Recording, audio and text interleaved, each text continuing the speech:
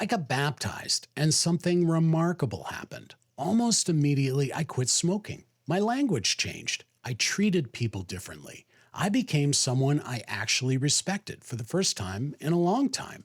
The Holy Spirit showed up and did things in me I wasn't even asking for, and I was genuinely grateful. And then Sunday morning came. A beautiful woman walked in, and I realized nothing changed down there. Same thoughts, same pull, same biology I had before I walked into the water. And now there was something new sitting on top of all of it: shame. Because I knew better now, and knowing better somehow made it worse. Here's what nobody told me: baptism changes your direction. It doesn't change your biology.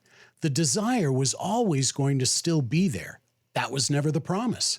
And here's what made it harder.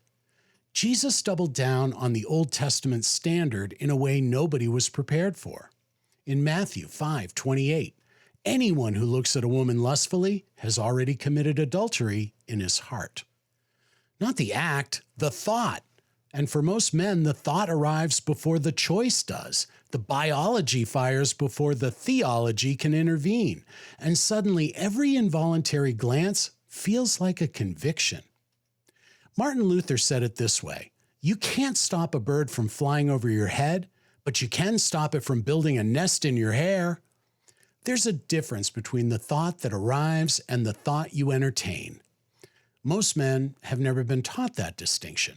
And without it, every arriving thought becomes a verdict. Every verdict becomes evidence that you've gone too far, which sends you deeper into shame, deeper into silence, deeper into fighting alone, which is exactly where the enemy wants you. Romans 7 says, I do not do the good I want to do. The evil I do not want to do, this I keep on doing. That's not a backslider talking. That's the Apostle Paul, writing from inside the same struggle you and I are sitting in right now. Well, except you and I aren't waiting to be beheaded in a Roman jail cell.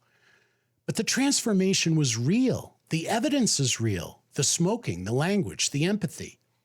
Those aren't small things. Those are the Holy Spirit moving in my life. And the battle is still real. Both things are true simultaneously. You're not broken. You're not uniquely disqualified.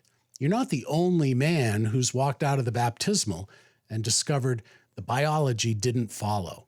You're just a man who got saved and discovered that salvation is the beginning of the fight, not the end of it. And you don't have to fight it the way you've been fighting it alone, in silence, convinced you're the only one. You don't have to fight this alone, and you don't have to have it all figured out. Tomorrow, we're going to talk about something that's been waking a lot of us up at 3 a.m. and what God actually promises to do about it. This is our secret war.